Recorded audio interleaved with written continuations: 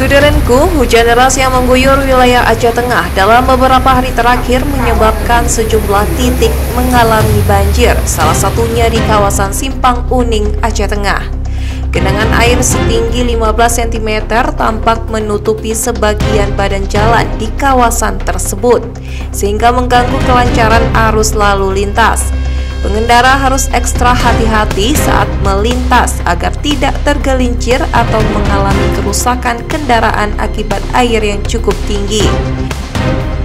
Informasi dari warga setempat, Malik menyampaikan banjir tersebut terjadi karena saluran drainase di kawasan Simpang Uning tidak mampu menampung debit air yang tinggi.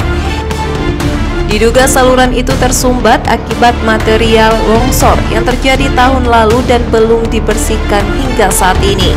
Warga berharap pihak berwenang segera melakukan pembersihan saluran dan perbaikan infrastruktur agar kejadian serupa tidak terus berulang, terutama saat musim hujan tiba.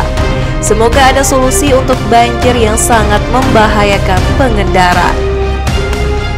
Dari Aceh Tengah, Romadani, tribungayu.com.